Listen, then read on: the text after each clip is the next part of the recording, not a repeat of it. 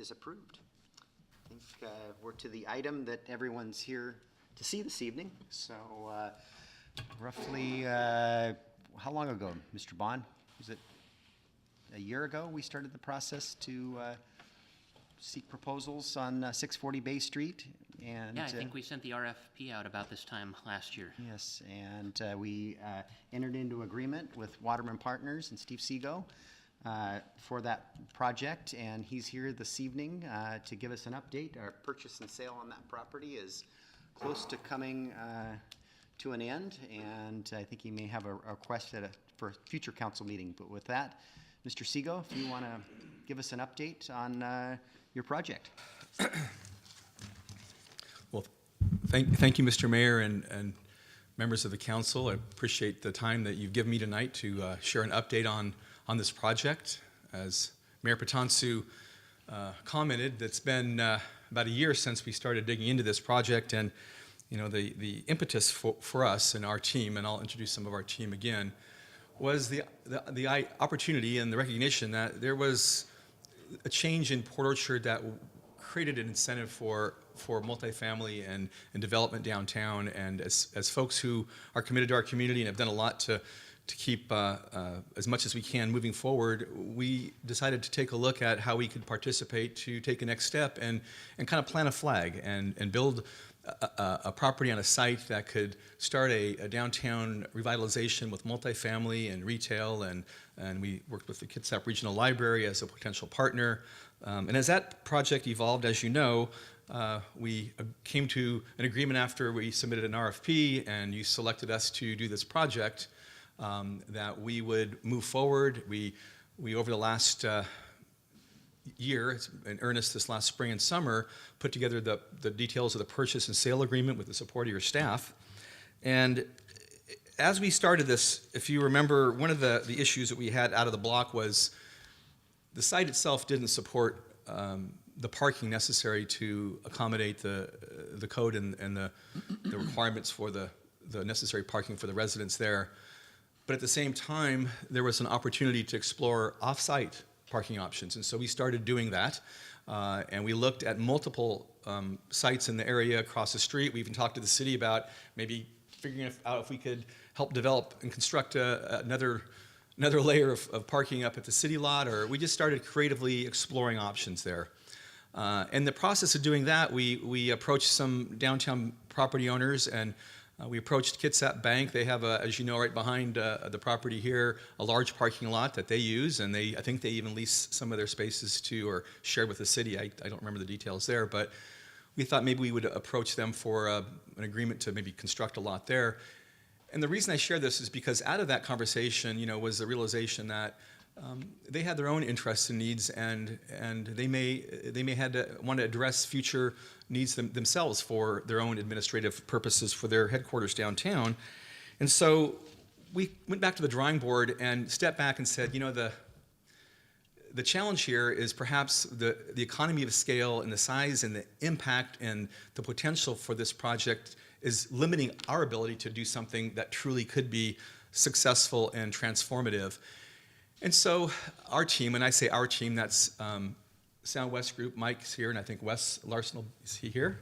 There's Wes Larson, and I'll introduce them in a few minutes as well, is to look at how we could perhaps expand the footprint to a larger project, which evolved into what became a master plan project. And so this last summer and fall, we haven't been hiding anything. We just didn't have the ability, with all the discussions with landowners and other potential partners, to reveal to the public yet what we were working on. But we finally came to the agreement that we wanted to develop a master plan project for downtown Port Orchard. And I'm going to show you a little bit about the footprint of the area that we're talking about. And I'll also say, before I do that, a lot of this was also motivated by an additional development this last year, which was the designation of downtown Port Orchard as an opportunity zone. And I want to thank the mayor and the staff for helping make that happen. And that created, from our own perspective, an understanding that we might be able to do more than otherwise the project that we had first developed or launched into might provide. So with that in mind, we realized that we had an opportunity to look at a bigger footprint and a master plan approach. And so I'm going to show you the footprint of the area that we've been both assembling properties and working with landowners to agree that we could take the next step to organize a master plan project. And that is the area you see up there on a little more than 7 acres on the screen there. And it's the area within those crosshatched lines that go above Prospect, down Frederick, across Bay Street, down to the waterfront, including waterfront all the way back around the waterfront to Geiger and back up the hill to Prospect. And out of that exploration, we retained a company called GGLO, which is a large national but based in Seattle design and architecture firm that is very competent and successful doing projects like this, to assemble the conceptual options that may be available to develop this site in a way that could truly accomplish more than just a one-off 40-some unit multifamily building. And we began working with potential partners, stakeholders, tenants, et cetera. And as we went through that process, we realized that there was a missing piece to this that drove the interest or the disinterest of the likely partners and users, which was a community center, a component that was necessary to truly provide the amenities that would support the private users, the public. This community's been starving, if you will, and I'll say that as somebody who grew up here, for a central gathering place, a place that could be used for a multitude of functions, and I'll go into that in a little bit as well. And so when we started this, we looked at, the first phase of this is where could we start, and where would then this is from council, we created 5 different options for this entire footprint. And what you see outlined here is what we call phase 1. And we've agreed that the community center belongs where it is for a number of reasons, but it is truly a wonderful location on the waterfront. And understand also that part of this includes substantial waterfront restoration. And the community center is a big piece of that. It's returning the waterfront back to this community in a way that allows the public to actually access the waterfront, not just look at it over a railing. And that's the first piece, was building around the existing footprint of, I'm going to go back here and show you, there we go, show you this is the 640 site right here. And the idea was to develop a mixed-use, multifamily, retail, commercial project there with across what we call we call it the harbor steps, affectionately, but it's a hill climb from the waterfront all the way up to Prospect that aligns perfectly with the Brothers Mountains if you're standing at the top of Prospect. And on the backside here, a commercial office center as well, that would all be served by this community center, as would the additional phases of this project moving forward. And so we also realized that our 640 project included the vacation of Frederick, which is no longer part of the plan. So we're kind of in a spot where we need to address how we move forward, and I'll at the end of my presentation, I'll make a request on that. But we had 4 objectives here. One was, of course, to return the waterfront to the community, create a community center, but also create parking downtown and add to the inventory of parking in a substantial way to support these uses as well as the community center and eventually this phase as well. So I'm going to show you a couple of versions of what that looks like in terms of the parking component and how it's kind of buried into this wonderful pedestrian space that goes all the way to the waterfront with a public plaza here and a public gathering place in the waterfront as well. Let's see here. This is just a view. This is, don't think that we don't have granular design components that are more sophisticated than this, but this gives you a good example or idea of where the space of the buildings would fit, if you will, in terms of, and they don't have to be the exact elevation. This is just a perspective based upon the existing code or zoning about where we would situate buildings for the first phase, and left the phase 2 kind of blank until we get more buy-in and involvement with stakeholders, especially when it comes to shoreline regulations and permitting that's a little more complicated. But you can see that this hill climb goes right up here, comes to the waterfront plaza here, and the community center. Rice Fergus Miller is developing the design right now for the community center. That piece is going to be situated in this, hopefully in this location here, with a perspective that's not consistent with what you see here, but obviously more attractive and placed appropriately. So the key part of this was, with the community center, was, and I'm going to flash through a couple of slides to show you, this is the first level of parking. This area here is a three-story parking structure, which provides, as you'll see as we go through, the third-story parking here. Let's see, there we go. Let's see, it won't go, there we go.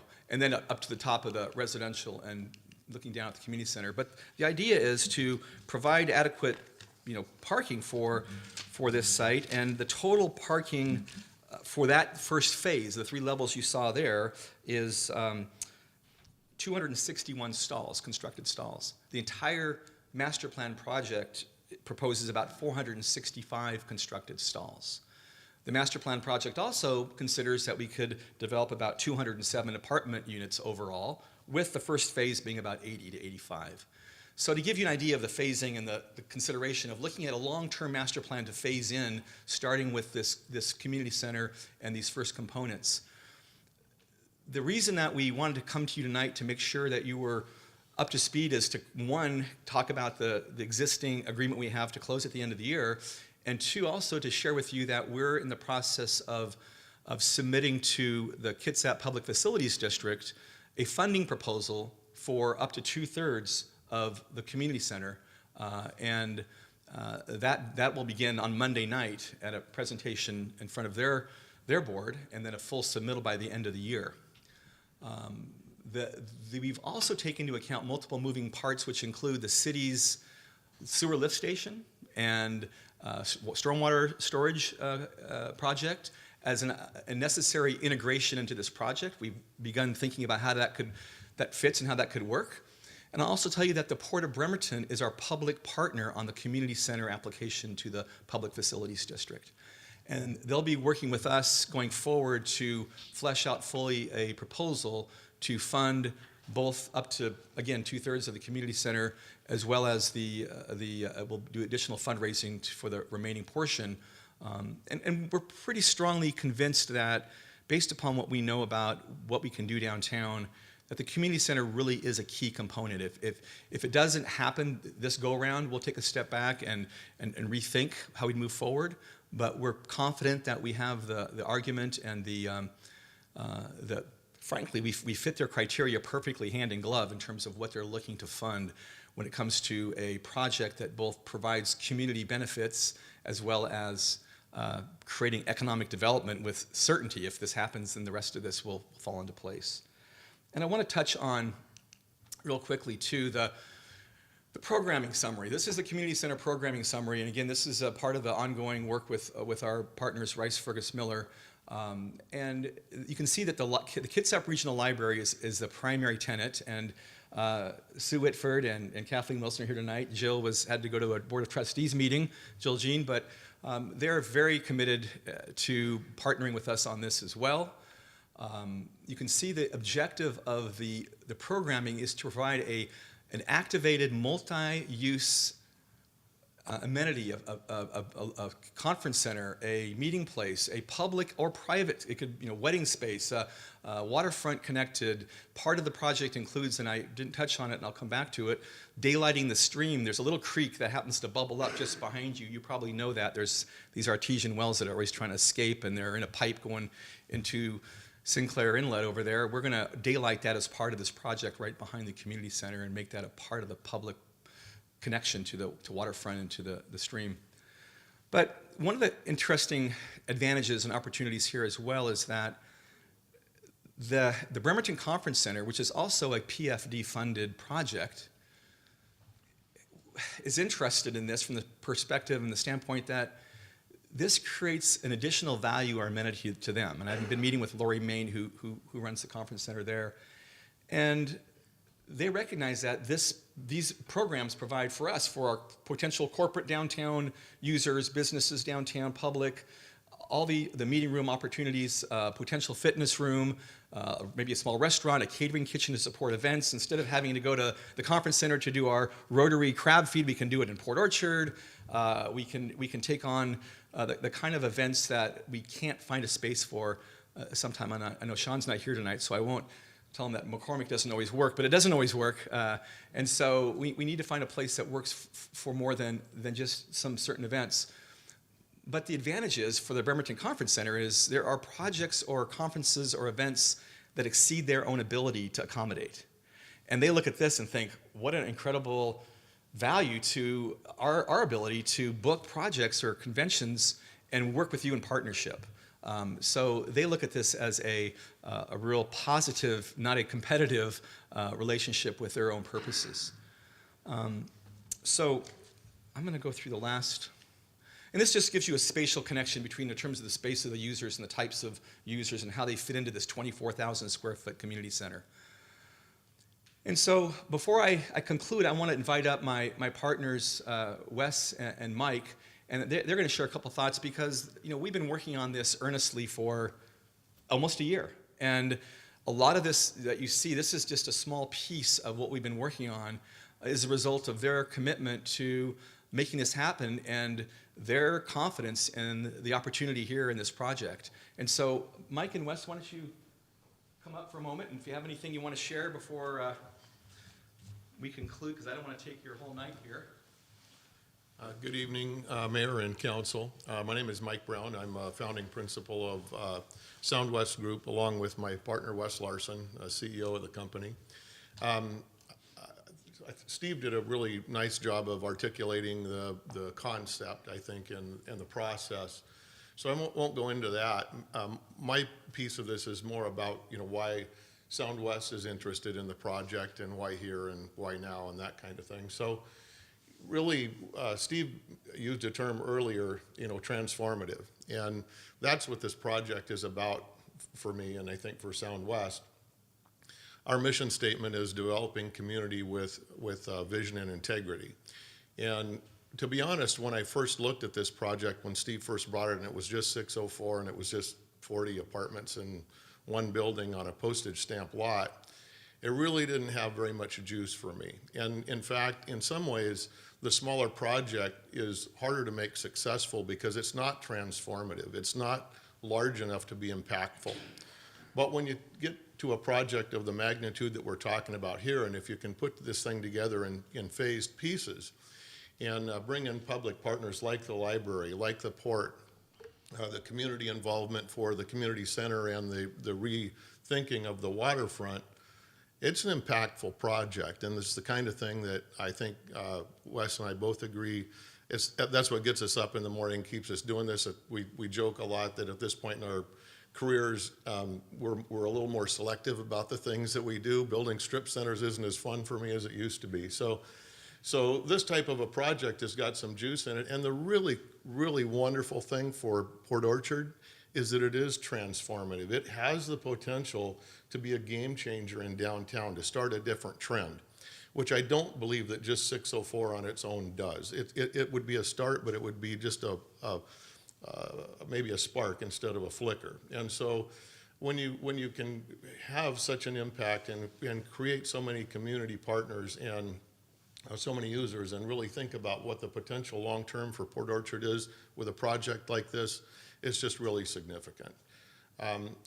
Combine that with one other thing, and you'll notice that if you've seen some of the Sound West projects, that we focus on the ferry terminals, the hubs, and the ferry, the existing foot ferry that's here, the possibility that the fast ferry could come to Port Orchard if the demand was here is very enticing, and that connectivity with Bremerton and across the Sound, and it just makes a lot of sense for a lot of reasons. So I think that's it for me, but thank you very much. Well, yeah, I second everything Mike says, and this project fits right in our wheelhouse. So we've got projects ongoing in various stages of development, from Bainbridge Island, Bainbridge Landing, which will be opening in March. We've got, I I think we're the largest property owner now on Front Street in downtown Paulsbo, so we're looking to build on the character and enhance the village of Paulsbo. Silverdale, Bremerton, of course, and this project really will function well as sort of, the barbell, the other side of the barbell to what we're building on Marina Square, which is a high-end hotel and apartment community with extended stay units to accommodate the shipyard. But this is really, with that 5-minute connection, the waterfront access, we're working on shoreline access and opening that up to the public realm as we are here. So it's just a great synergy. In terms of our capacity, as I mentioned, we're building from Bainbridge down to now Port Orchard. We are now issuing our first offering in the public markets, capital markets. So to fund our $100 million project, plus $1 million project in Bremerton, we'll have a $50 million offering on the street that'll be the nation's first Opportunity Zone Fund right here in Kitsap County in Bremerton. And so we're confident that we've got the capacity to, not only, this is obviously a great project, we'll perform very well, but we've got the capacity to bring it to realization, and, it's a great vision, and I just would encourage you all to really, embrace it, get behind it. We are all the way in and committed to it, so we just look forward to working with you and all the public components of the project and seeing a really great project come to fruition. So thank you. Thanks, Wes. And so I'll conclude. I could go on for hours, honestly. I could about this with more detail because it's been quite a journey, and there's so many more amenities, and I wish I could share with everybody here. There's some really special waterfront restoration components that we've designed, beaches that we're creating. Because the port is in the middle of their own Bremerton or Port Orchard Marina redevelopment, or they got the breakwater project, but also some downtown waterfront work. It fits perfectly in timing with what we're trying to do. So the pieces are falling together, and the one thing I keep hearing from all the stakeholders, from the people who want to invest, the people who want to partner with their land, is the stars just seem to be aligned on this. And they talk about you, they talk about the city, they talk about the underlying code and the MFTE, they talk about the opportunity zones and the fast ferry, and that there is an alignment of pieces of resources where typically there's always one fly in the ointment that makes something more difficult. And so there's going to be challenges. This isn't going to be easy, but the first step is to get this community center project on the table through this submittal process. So the first request I have for you tonight is that you would consider a letter of support to the Public Facilities District for the community center project. And I'd be happy to meet with you individually if you'd like me to share more details about the programming. We've got a meeting Friday morning at RFM to finalize what's going to be our presentation on Friday, so give me a few days, but next week I'll have more time. And the second request I have for you is that, I don't want to be disingenuous. We talked about 640 all summer, and we were in the middle of all this, and we couldn't say where we were yet, and now we can. So we didn't want to close with the purchase and sale agreement that we had on the table then, because we're not going to propose vacating Frederick. We're not going to propose that as part of the value of the property. We're going to keep that intact and make that an access point for parking. So there's some little issues we need to fine tune, and we also need to complete our overall assembly and the next steps. We've got a lot of properties tied up that are all going to close between May and August of this year, and the goal is to get it done by June, so that we, with our, as Wes mentioned, the Opportunity Zone funding that we're working on to help capitalize some of that. So what I would also request is that you give us a 6-month extension on the closing, with the idea in mind that we're part of something that's a little different than we first proposed, much different, and taking into account that we have invested substantial resources and time to get to here. This is as earnest as we can be about our intent. And so we hope you take that seriously. So that's the second request, is you consider doing that, and then allowing us in the process to sit back down with your staff and the mayor and reorganize the purchase and sale to reflect accurately what would be the acquisition of the 640 parcel. So we have 2 requests from Mr. Sego. One, I think the purchase and sale will take up, I'll make it as a agenda item at our next council meeting for you to discuss. And The second request, I already have on our agenda for a discussion item towards the end of our agenda. But at this time, do you have questions for Mr. Sego or comments? I know. Mr. Clausen? I guess I have a question, and it's more the timing. I'm excited to see this project and supportive. The extension of the purchase and sales agreement, how do we extend something that we don't know exactly what it's going to say until after you've sat down and worked out the details about Frederick and so on? So is there a way, Madam Attorney, that we can somehow, or can this negotiations be done before the current one expires and give us time to be able to act on a new one? I think we've got 2 weeks to get it back, and we would just, I think it would be a modification and an extension, because we're going to remove. Will we have the Frederick. modifications within that 2-week period is what I'm asking, I guess. So, I'm going to look to Sharon. I don't believe it's that complicated on the purchase and sale. okay. Yeah, I believe the modifications, Mr. Clausen, would be just the footprint, which would be reduced in size, and also the part of the proposal from the original was the public benefits and amenities that we were adding as value, which were specific to that site. Right.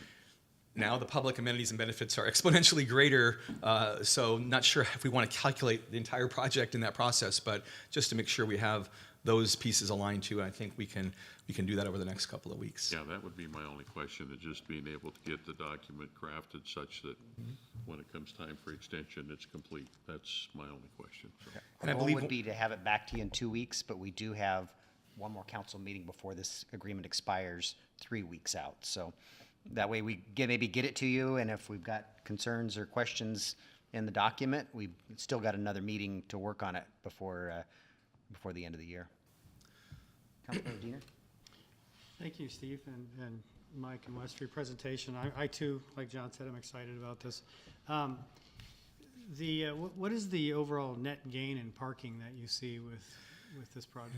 So we calculated it's different because a lot of on-street and then the parking lots in the back that are kind of calculated.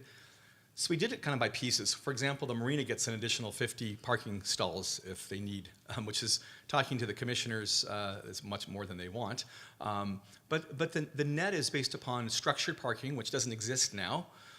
It's substantial. It's in the hundreds, but it has to support the multifamily components. When we've done a couple calculations for that, the final details of the waterfront master plan will dictate how we reshape those parking lots and include them in the proposed projects on the waterfront side.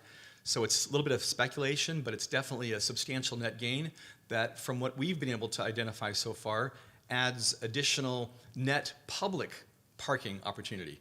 And the one thing I didn't really touch on, and I should, is that if you look at the slide related to the parking, the idea is that the community center's parking is supported by these 260 stalls over here, which in the evening are almost all available. A lot of them are for the multifamily, but in the daytime, a lot of those are as well as the port's parking stall, that parking area on the boat ramp side that now, for example, WWCA uses sometimes for events. And by the way, there's some folks from the theater here tonight as well. We've talked to them about, hey, how would they like to put some shows on in a new community center? And we're going to talk about that some more. So, but is that an overhead walkway, or are they going to be crossing Bay Street? They're going to be crossing Bay Street. We've talked about that, and it's complicated, as you know, Beck. You've helped us with, I should say, Councilmember Ashby, I apologize, with the questions about the use of the state highway.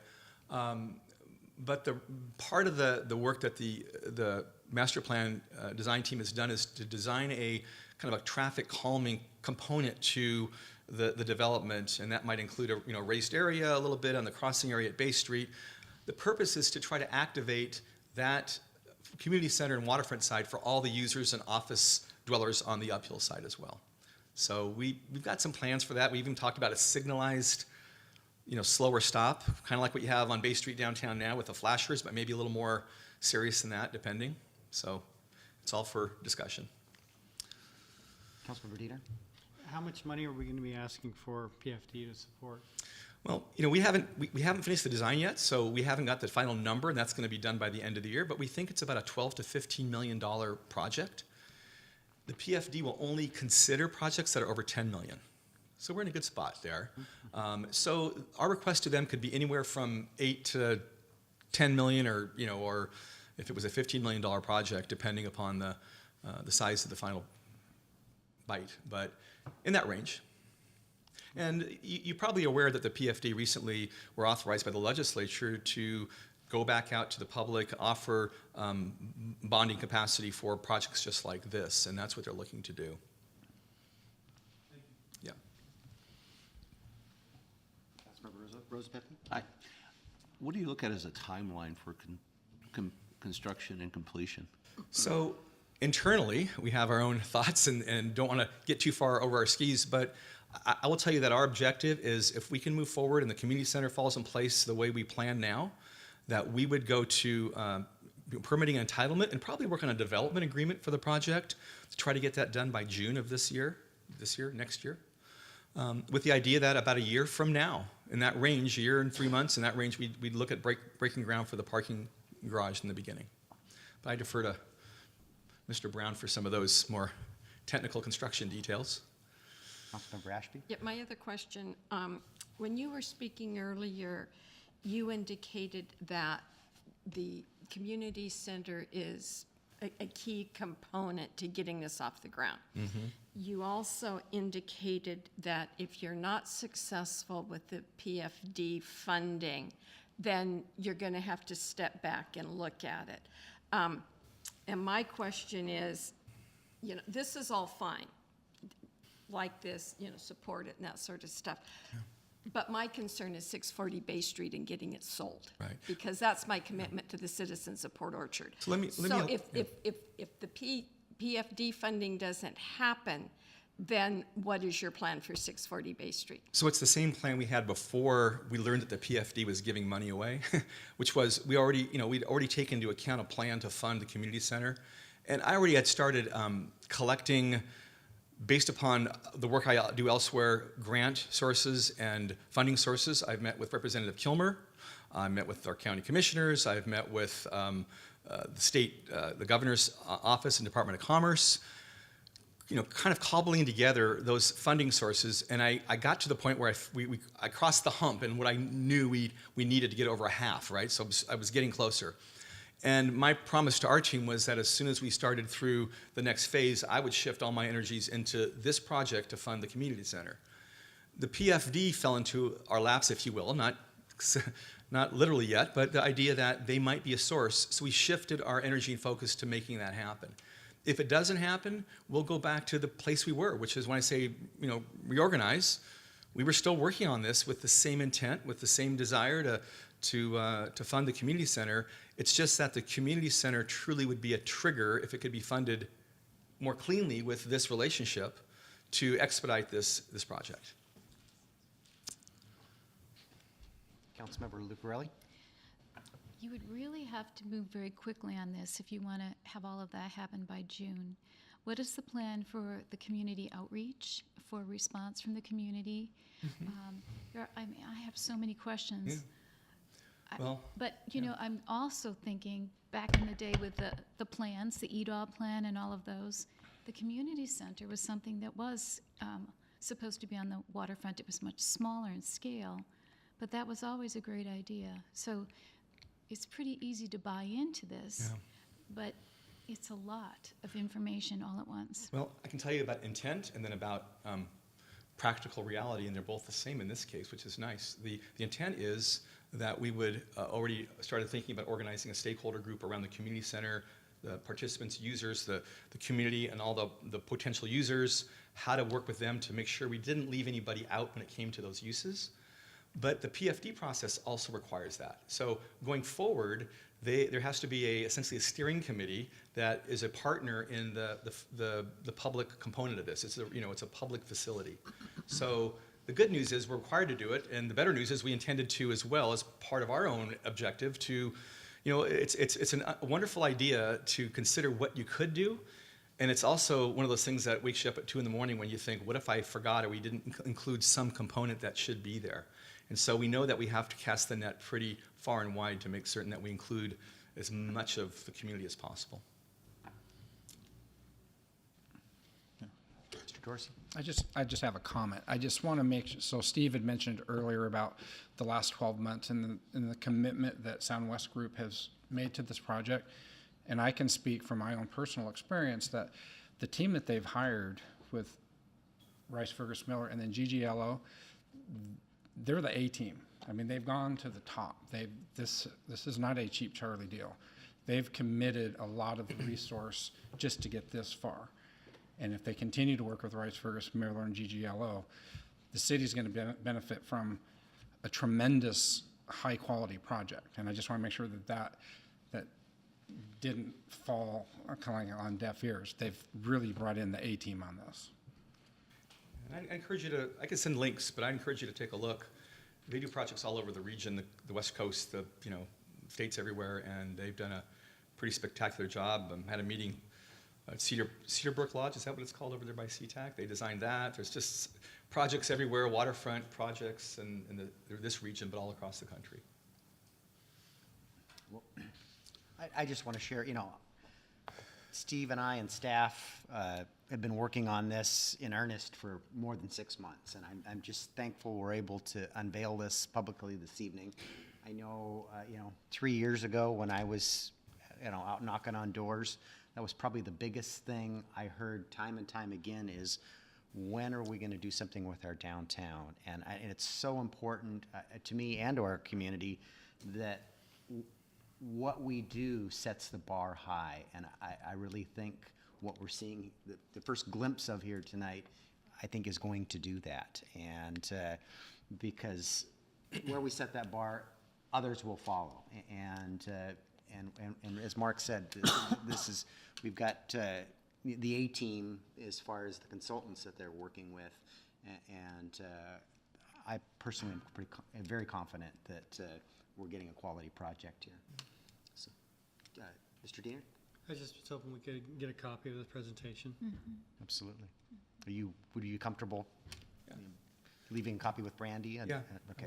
I mean, there's, the only, I guess, reservation I have about it is that I wish I could tell you more. I mean, because there's a lot of more ideas that we've explored, more options that are really exciting, but it's just not appropriate until we get to the place where we have more feedback. To Councilwoman Lucarelli's point is, we want to include as many people in this process as possible, and to throw something out there without more input, I think would be, presumptive on our parts. So lots more to share. Other questions or comments? Good job. Thank you. Thank you. Thank you very much.